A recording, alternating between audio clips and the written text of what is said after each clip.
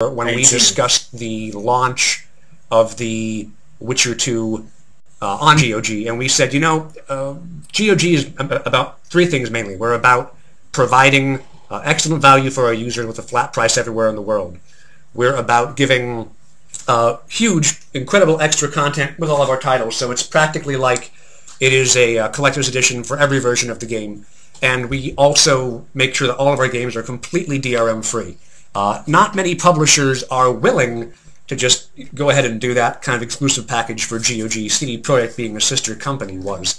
But if anybody is interested in making a really incredible offer for us and coming to us with that sort of deal, hey, we're willing to talk. You can hit us up. I'm sure you can find Guillaume's information somewhere on the internet and start talking to him. We'll be more than happy to talk with you about it.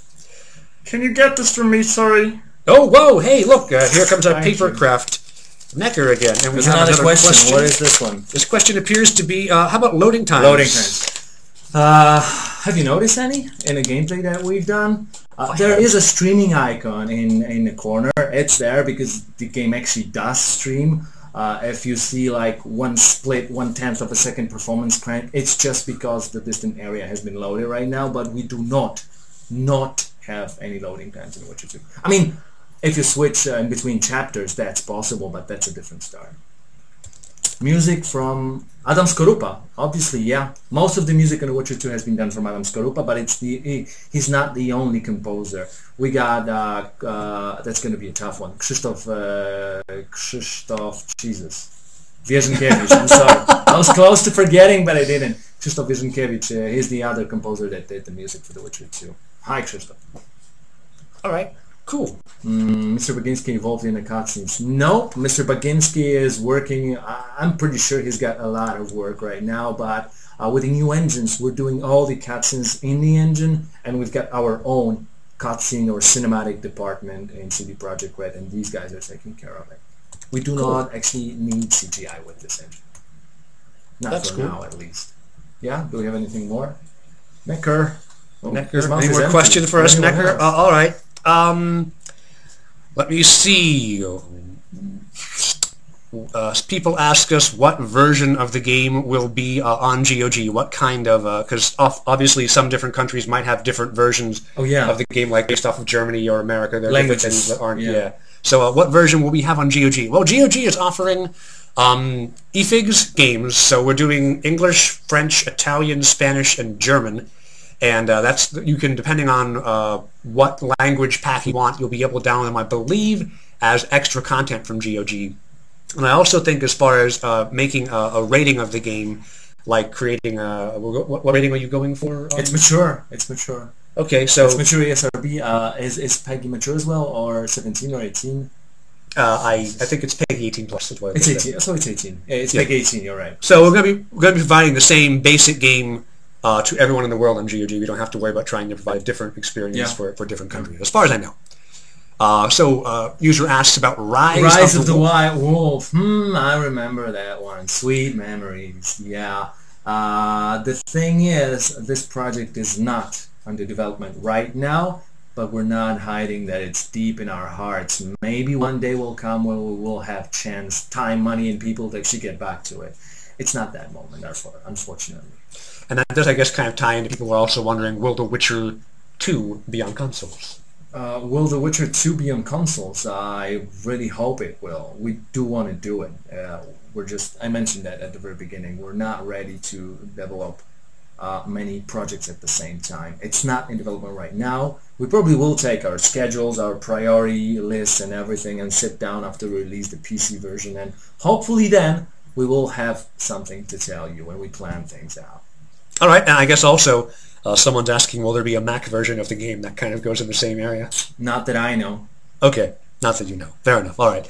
Will there be support for, I guess, like 3D stereoscopic viewing? Well, it's actually our communication, how should I call it, fail, because The Witcher 2 has already been presented in 3D at PAX East last week, from what I recall, and it's a native 3D. It's working, and it's working with the 3D stuff. So yeah, it's going to be definitely available on day one. Cool. People mentioned that The Witcher 1 had kind of a slow start to get off with. Yeah. Is The Witcher 2 starting off with a little more action? I don't want to spoil it. You don't want to spoil it all. People that were concerned about it are going to be extremely happy. All right, that's a very generic, but yet still, I hope, fulfilling answer without spoiling anything. Will there be a night cycle, a day-night cycle in the game? Oh yeah, definitely. Not only it's like automatic, it just happens, time passes by, but you can also meditate anywhere and shift time however you want, if you want to do it. I mean, not in combat, not in dangerous places, but regularly in exploration mode you can shift time and you can actually wait any time that you want. All right. The gameplay length, yeah, we have seen how many hours there will be in a game. It really might be different depending on how you play through the game and how you walk through the storyline. But it's gonna be, well, if you want a rough, like a statistic estimation, I would say around 40 hours. 40 hours for length of the game? All right. Someone... Only the main path. Yes, in the main path. Someone also asks, GOG, people, we've been saying that GOG, when you pre-order on GOG, you're getting a little more money back and a little more support back to CDP Red. How does that work? Well, as far as the money, and I guess you could talk about that, but also I was going to say that GOG is the only DRM-free digital outlet for The Witcher 2. And aside from how the royalty payments get set up in different publishers and all of that sort of thing, which is not something you can reveal anyway, the CD Projekt is very firmly convinced that the best way to fight piracy is not DRM.